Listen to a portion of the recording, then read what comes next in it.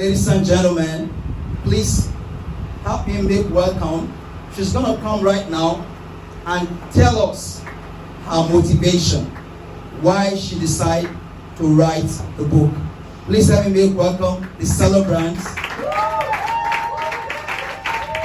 Mrs.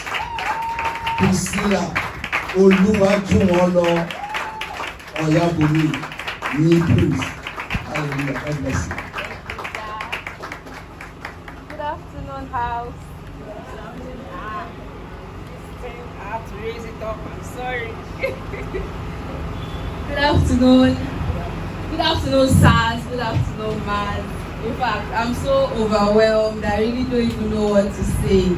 I know if it's on a normal day, I would have flowed and said these things without worries, but I just had to comport myself and put everything into writing. So, first and foremost, I want to start by appreciating everybody. You all have made my day. Thank you so much. God bless you. God bless you. God bless you. Thank you very much. Okay, my motivation, why I really had to write this book. Okay, it actually started in January. I had some thoughts, I had some things on my mind, some things I was facing then and all that. But it didn't even actually come as a way of writing the book. The whole book story came during the COVID-19 break when I was on holiday in school. So I just started that, okay, let me just put one of these two things together, and I started working on it. And this thing is full, oh, I can write a book now. Then I decided to proceed. So I'll just be reading out my speech for today. Say good day to my honorable and delectable family and friends, everyone represented here today. I must say a very big thank you to you for making this day worthwhile for me.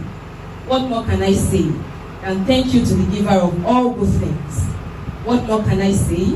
And thank you to the one who picked an unclean vessel like me and made me clean for the master's use.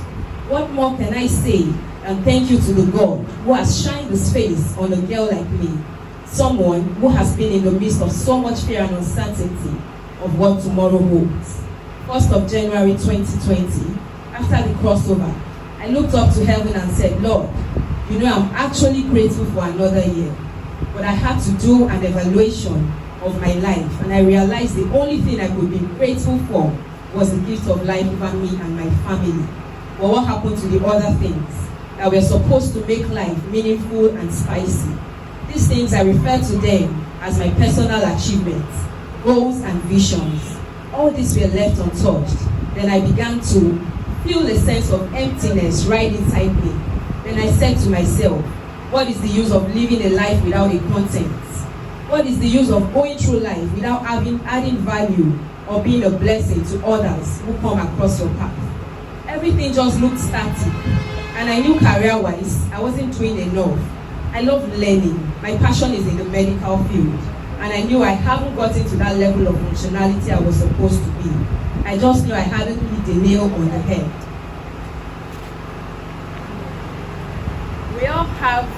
We all have our passion and ambition. We all have our passion and aspirations. In walking in line with the Holy Spirit, you would know that you are not where you ought to be. There will be this feeling of emptiness when you have not gotten to that place you are supposed to be.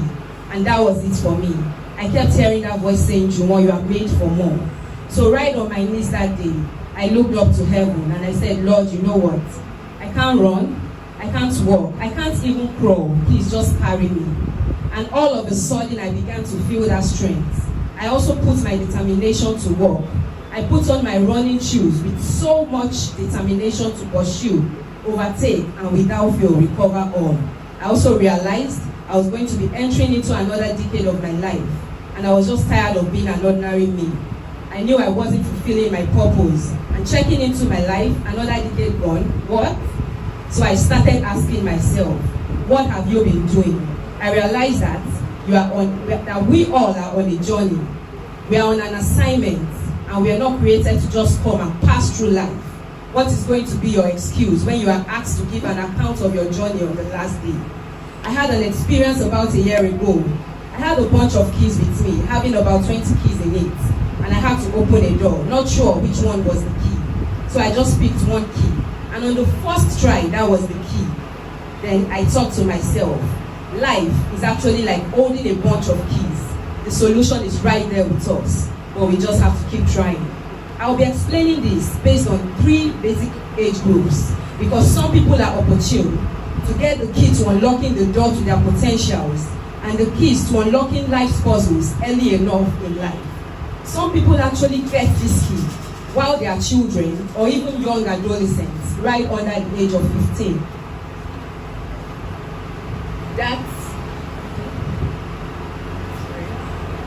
Then others get the key to unlock their door in the working age population, right between the age of 15 and 64 years.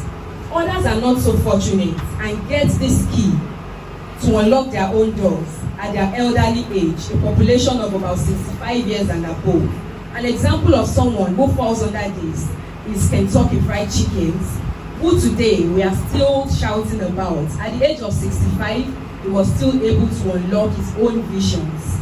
So I realized that everyone's key is right in the bunch, but the courage to keep trying is what turns us away from the solution. It's important to do all it takes to get your key early in life. But even if you don't get it early enough, the important thing is still getting it. It's important to know that no matter how hard it might seem, let your footprints be left on the sand of time. And you sure can't make footprints by sitting on your boots. I'm sure we've never heard of footprints, only footprints. It's important to keep trying till you get it. The Journey of 30 Years and Lessons for Life is a book born out of so much inspiration, coming to a realization that I had the gift of always drawing lessons from life's experience. I always had a lesson to pick from the slightest experience, and I think I also inherited this gift from my dad. He actually had a writing skill. This book, The Journey of 30 Years, Lessons for Life, was actually my COVID-19 achievement. I am super grateful because I'm ending this year more fulfilling than I started it. I can say, truly, God has given me beauty for ashes, a smile for every tears, clarity of vision, and strength to carry on, knowing fully well that my today is sure better than my yesterday. I am on a process of becoming. I am not there yet, but I'm also grateful. That I'm not where I used to be. And I must say, the road bumps, they were only life lessons and not a death sentence. I'll be especially appreciating my parents today for instilling so much. I can't say they instilled too much. Man, they just said I'm emotional, so I just want to try and comport myself. Thank you, Dad. Thank you, Mom. You are the sweetest for everything. So many, Yoruba will say that, Oko, Loti, Da, Labe, I don't know. So many waters have passed. There are some things that cannot just be spoken. But, man, I don't think if I want to come to this world 100 million times, I want to ask for another set of parents. Jiggy Bros, Funke Bros is still going to be you. You and you alone. And I want to say that, I'm sure you're smiling down from heaven. I'm saying I miss you. Saying I miss you is actually an understatement. Most times I stay in the room and I look up, I say, Dad, how far now? Why did you have to leave so early? How are you doing? Good morning, sir. I don't know if you are hearing me, but I know that you can hear me. So now I'm sure you are actually smiling down because this was a part of his life that he never wanted to die. He had a writing skill. My dad wrote over 1,000 poems. And there was a day I had a dream and I saw him and he said, Juwon, have you started the assignment I gave you? And I woke up. I was like, Jesus. Smile. So I just knew that was actually a message from him. But I want to say thank you, sir. Thank you, sir. Thank you, sir. Every day we miss you, Mom.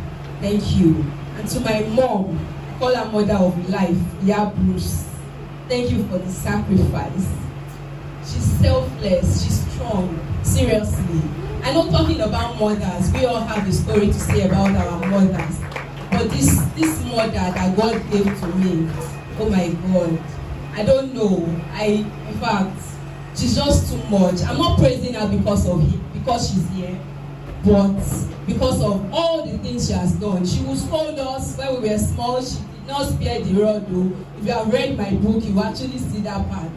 She did not spare us at all. And I'm glad today that we are able to stand firm on our own, not with the worries of what tomorrow holds. Thank you, Mom. We love you so much. On behalf of my siblings and I, we are saying thank you. Thank you for everything.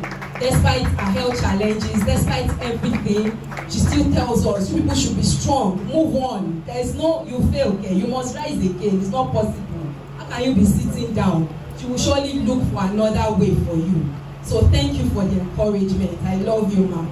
To my siblings, I couldn't have asked for another. The pairing was great. God did a great pairing because we were made for each other. They are my greatest support system. I love you guys to the moon and back. Jojo Laoluwa Bruce, Joanna Toyosi, Oyebolu, Bruce Oyebolu, Bruce Oyebolu.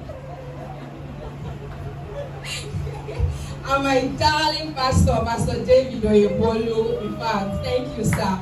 Throughout the period of my book writing, he was always there to encourage me, to tell me you can go on, you can do it. You can do it. I want to say a very big thank you. Then to my husband and my beautiful daughter Mojisola, I want to say I love you so much. Thank you for adding so much color to my life. Really, my transition to motherhood strengthened me. Because if I don't get up, I just usually think that what legacy do I actually have to leave for this girl?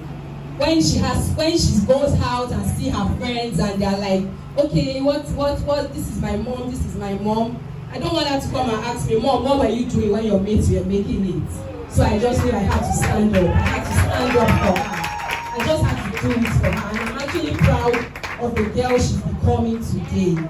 Thank you so much, my baby. I love you. Then to everyone here, I also want to thank my auntie Ayo. Throughout the period of my book writing, I would call her this, that, and she was always there to help me, to chip in some advice. Thank you so much, ma'am. Thank you, sir. I want to say thank you. I can go on and call everybody's name here, but time will not permit me, please. Time will not permit me. I must say from the very depths of my heart, I love you all. My uncles, my aunties, my cousins, my friends, my family, my brothers, my everybody, even in diaspora. It's like, in fact, I don't know, the support has been so massive. Thank you so much for everything. I love you all. And also, in the absence, okay, few people that are not here today, but I would also like to appreciate. Through this my journey, I want to say thank you to Uncle Alex Osola, Uncle Nabe Bruce, Dr. and Mrs. Shoyoye, Uncle Kebi Lady Ju. Uncle Kebi was actually here, but he couldn't wait. So I just want to say thank you to everyone. I love you all. I appreciate you. In fact, time will not permit me to start calling names. So please, and please, and please, everybody, I'm saying thank you. God bless you all.